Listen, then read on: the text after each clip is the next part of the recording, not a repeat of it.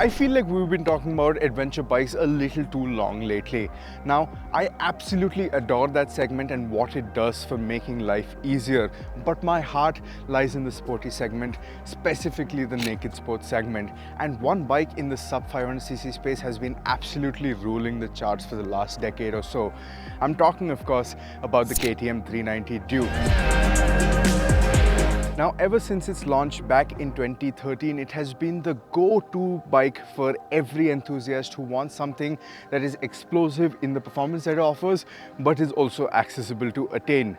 But the King's Reign might just be facing its biggest challenge yet. Say hello to the Aprilia Tuono 457. Now, this bike has been designed in Noale, Italy and is manufactured here in Baramati, Maharashtra. But with its racing pedigree, with its extra cylinder and all the rich heritage that it has, this might just be resetting the benchmark. But does it? That's exactly what we're going to be finding out today. And to understand whether or not it does, we need to see what makes that KTM 390 Duke so special.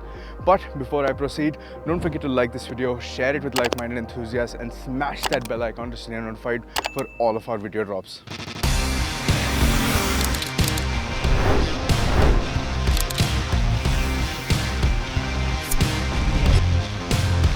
Now, since the very beginning, the KTM has always been a bold, very out there product in terms of its styling, and this new third generation takes that Kiska design language to another level and is no different. It's sharper, it's more aggressive, and it screams ready to race from every angle. It's one of those bikes that looks sharp even when it's standing still.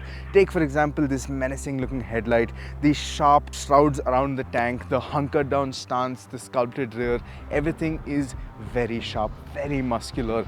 Now, looks might be polarizing, but from where I'm standing, it looks mean, it looks purpose built, and I absolutely adore this motorcycle for that. What do you think about the styling? Let us know in the comment section down below. Now, at the heart of the Gen 1 and Gen 2 KTM 390 Duke has always been the 373cc single-cylinder high-output KTM engine. But for the third generation engine, the LC4C has gotten an upgrade. It displaces a little more in terms of capacity, 399.03cc to be precise, and with that, the power and torque outputs have gone up as well to 45.3 bhp and 39 Nm of torque to be precise.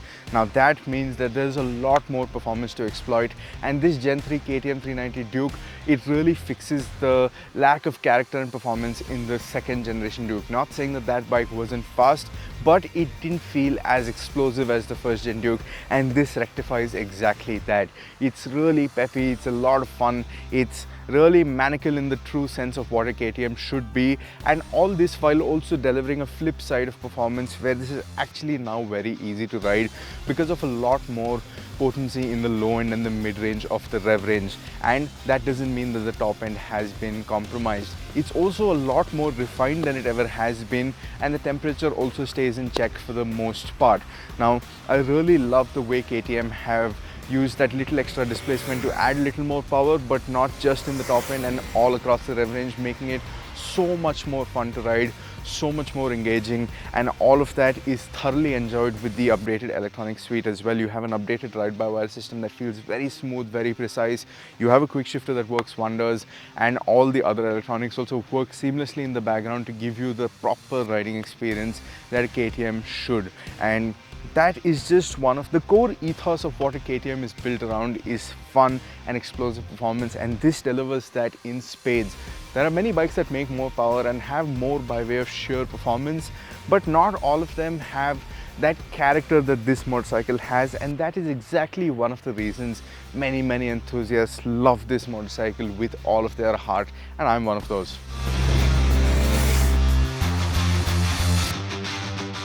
The next core character trait of the KTM 390 Duke is its ride and handling setup. Telepathic handling, agile movements, high-speed stability, all of which have been at the core foundation of the 390 Duke, and this new generation 390 Duke is no different. It has a new frame design, which is a split frame. The front steady frame meets a cast aluminum subframe at the rear, and everything has become that much nicer. This has truly aged like fine wine with a much more comfortable riding stance, but at the same time with a lot more confidence inspiring riding ability as well. It's sharper than before, it's more agile, and it's a lot easier to use. This is bolstered by the 43mm WP upside down forks at the front and the offset monoshock at the rear. Now this offset monoshock has allowed KTM to increase the ground clearance while also increasing the airbox side and decreasing the seat height, making it that much more accessible. At 800mm, this is much more accessible than before. You sat very comfortably on the bike, and taller riders can also choose to option an 820mm seat, which is an accessory that you can buy after you buy the motorcycle.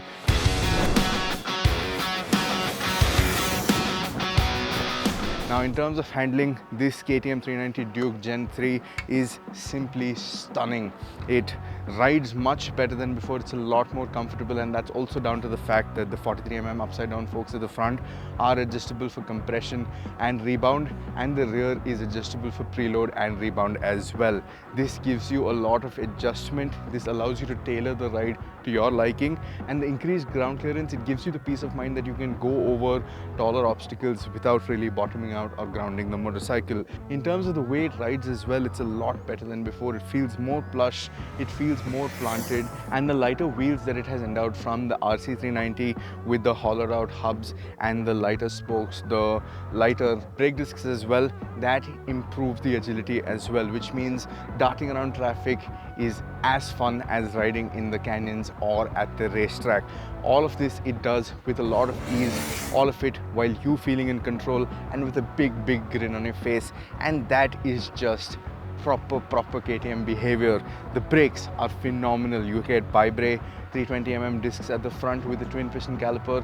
You also get a nice single piston caliper at the rear, and braking performance is solid. You can adjust the brake lever for reach, sintered pads at the front, the works. Everything that you want from a performance naked bike you have over here.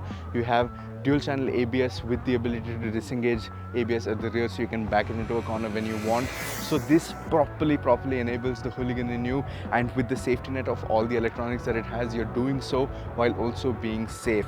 So that, for the kind of money that it asks for you to buy one, it's just astounding how much KTM have managed to pack into a motorcycle that doesn't cost more than 4 lakh rupees on road. So that is just saying something. And tying it all together is the electronic suite that can honestly put some bigger bikes to shame. At the center of it, you have a 5-inch color TFT screen with this bonded glass that makes visibility a lot better than it ever has been. You have a ride-by-wire system that enables ride modes, that controls the way the throttle reacts depending on which mode you're on. And then you have cornering electronics. You have cornering traction control, cornering ABS, and you also have a quick shifter that works in both up and down. Now, apart from that, this is the older model of the 390 Duke Gen 3. The Gen 3 has recently been updated, and with that update you also get cruise control, you also get a separate custom mode button, and all of that ties in to make a very premium, very sophisticated package, one that allows you to push a lot harder than you ever would, all with the comfortable safety net of an electronics package that works behind the scenes and doesn't really interrupt your riding joy. Meaning that this bike, it offers a value for money proposition that's honestly hard to beat. For years now, the 390 Duke has offered the levels of performance and excitement that in this segment frankly are just hard to beat. And now with the update that gives it cruise control and all of the other electronic goodies, the prices have not gone up but instead gone down. At rupees 2.95 lakh ex-showroom, the value for money proposition is just simply hard to beat. The 390 Duke, it has carved its niche and defended it. It almost seems uncontested until now.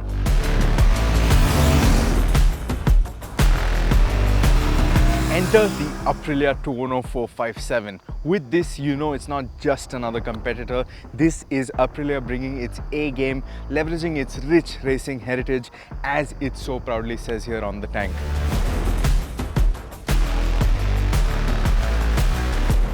I mean, just look at this thing. It has an unmistakable connection to the bigger Aprilias, and it looks precisely stunning in my opinion. I mean, the front end is not exactly what we envisioned for the Tuono 457, but this is the new direction for Aprilia with this new 457. That iconic three light silhouette remains, but it's in a different form factor. Not something I was very fond of in the photos when I saw it, but seeing it in the flesh, the design is really starting to grow on me. Then you have this nice little lip under it. The tank shrouds look very nice, very well proportioned. Then you have this nice large metal fuel tank that flows nicely into the twin seats. You have this nice and wide handlebar that has the very premium looking instrument cluster, the boomerang shaped tail light, the body panels, the graphics, everything is unmistakably Italian, unmistakably Aprilia.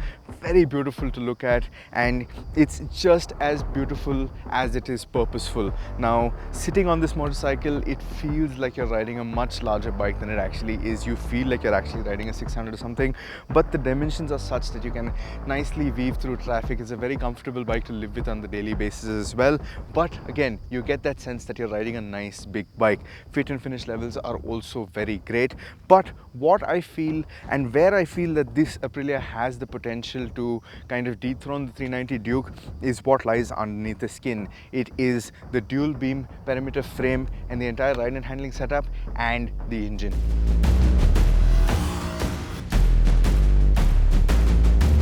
One of the main talking points of the Tuono 457 is its engine. Now, this is the same 457cc liquid-cooled parallel twin engine that does duties on the RS 457, and what that means is that this has a full extra cylinder over the KTM 390 Duke, and with that extra cylinder and a 270-degree crank comes a very different soundtrack, and one that's honestly quite addictive. Before I tell you more about the engine, I think we should take a listen to what it sounds like.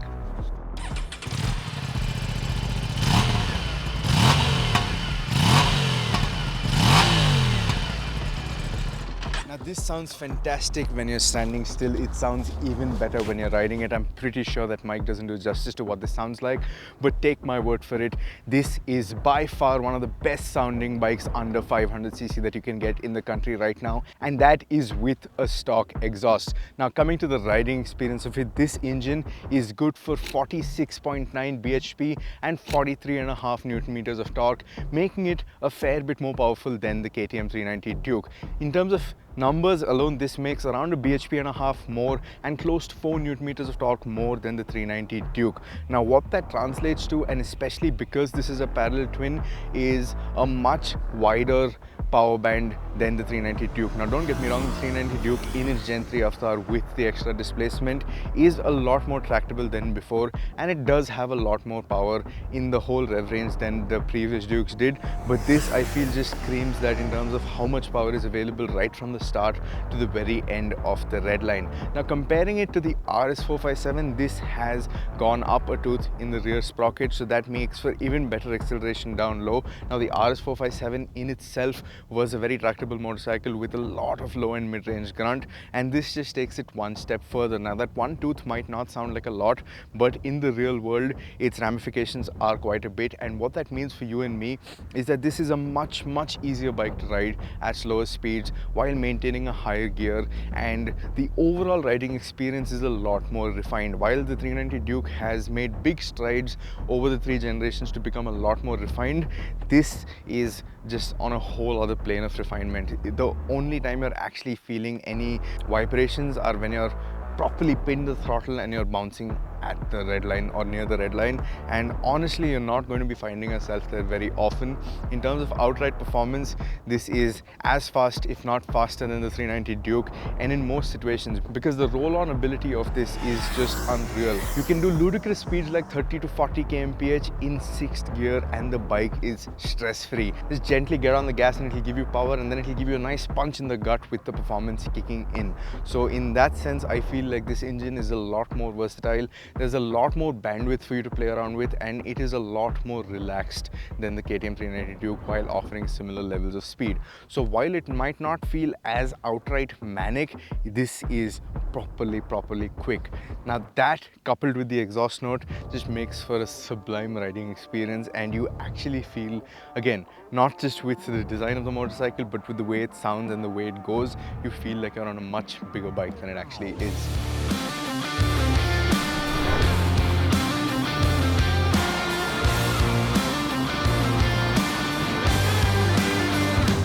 Now, what is the Tuono 457 like to ride? I told you what the engine is like, but what is the ride and handling like? Well, for starters, when you sit on it, you're greeted with a very upright riding stance. Now, the front half of the Tuono 457 is where it differs from the RS 457, but the rear half is pretty much unchanged. But how does it compare to the Duke? Now, you're reaching out for a fairly wide handlebar, and your legs are fairly high and rear set. I feel they're a tad bit more than the 390 Duke, but does this come in the way of comfort? Well, for really long rides, maybe it will, but for the handling that it endows, especially the command over the bike that you get with this riding position, I feel like that's a good thing. Now, the handlebar, like I said, is nice and wide, and the foot pegs are nice and rear set. You get a lot of leverage over the motorcycle. This nice wide handlebar allows you to really filter through traffic very well without much effort. Now, underpinning this motorcycle is the iconic twin beam aluminum frame that has been derived from the bigger RSV4, and you also get that nice looking fancy aluminum swing arm at the rear. Now, in terms of the handling ability of this motorcycle, I don't really need to say much. If you've seen the first ride review of this video, you know that this is a very good handler. It's very sharp, it's very communicative, and it's almost telepathic in the sense that you just flow with the bike and it does exactly what you want it to do. And that is also bolstered by the suspension setup. Now, you get 43mm upside down forks at the front and a monoshock at the rear. In terms of adjustability, you get preload adjustment at both ends, but that's about it. That is where the KTM has the edge, where it does allow you a little more flexibility by way of offering you compression and rebound damping adjustment at the front and rebound damping at the rear as well. This is limited to a preload adjustable setup only. And in terms of the ride quality, this is an inherently sporty motorcycle, and the way the suspension is set up reflects exactly that. It rides a fair bit stiffer than the KTM, and the fact that you can't tinker with the compression and the rebound means that you don't really have that level of adjustability. So over sudden undulations or like rumble strips or patches where the undulations are quite a few in a small stretch, you will feel the stiffness of this bike as it goes over those things. But the same thing, you get it to a set of twisties or you get it to a good road, and the handling is, it's maybe a little better than the KTM in the sense that it's not as darty, it's not as agile. I'm not saying that this is not agile, this is plenty agile, but the KTM's inherent character is that it feels a little twitchy in the best way possible. This is more mature, this is more sure-footed in the way that it handles everything, and that just goes to show the kind of legacy that this is banking on. 54 world titles is no joke, and we all know just how good that RSV4 is, and this carries that forward. And how. Now, this is a very livable version of the RS457 with its upright stance and all of that, and I feel like Aprilia have absolutely knocked it out of the park with the handling setup of this motorcycle. Then you have the brakes. Now, this has a 320mm disc at the front with a twin piston radial caliper and a single piston caliper at the rear. Now, braking performance, while it is solid, like with the first ride review, the same complaint remains where the brake fade sets in pretty quickly, and that is not the best feeling in the world. This is something that you can rectify with better brake fluid, maybe changing the brake lines in the master cylinder, but the fact that this is not the case outside the box, right out of the box, is a bit worrisome. But again, I hope Aprilia does take our feedback and fixes this very soon, because apart from that, this is a stellar package if you are willing to live with a slightly stiffer setup than the Duke. Now, talking about the electronics that the Aprilia Tuono 457 has to offer, Aprilia has decided not to go overboard with the electronics experience and keep it more focused towards the riding, and to that end you get a ride-by-wire system with 3 riding modes. The ride-by-wire system works flawlessly. The 3 riding modes actually have good distinction between them, and I feel the way the electronics are laid out on this are a bit better than on the KTM, because you have one button to directly change the modes. You can go up and down your traction setting, the traction intervention setting from right here. You're not diving into multiple screens to do so. Now the KTM is very intuitive to use, but it still requires more clicks on the button to get anything changed. Long pressing this when you're at a standstill will disengage ABS at the rear, so this also has a disengageable dual channel ABS system.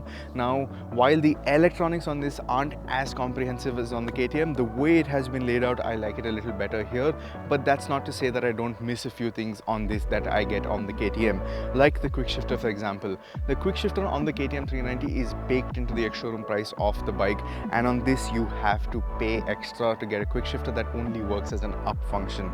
We've not tried that yet, so I can't really comment on it, but again, the fact that that's not baked into it is a bit of a bummer.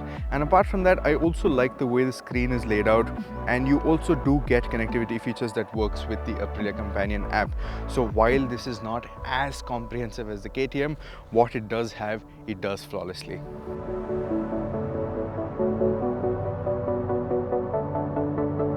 But here's the elephant in the room. The Aprilia Tuono 457 demands a significant chunk more of your money than the KTM 390 does, nearly a lakh more. But does the Aprilia, with the extra cylinder and the extra performance and refinement that comes with it, with the more premium and advanced frame and that Aprilia badging, do enough to justify that 1 lakh premium over the KTM 390 Duke? And can it actually dethrone the current reigning champion?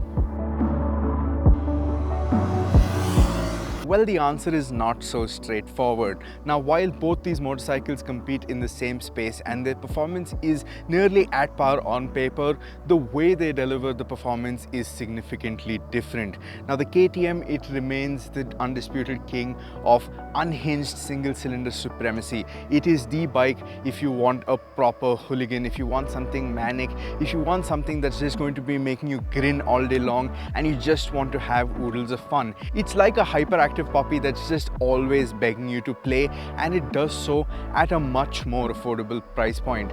The Aprilia, on the other hand, it brings a sense of sophistication to the mix. It's a lot more mature the way it delivers its power. It has a lot more power across the rev range.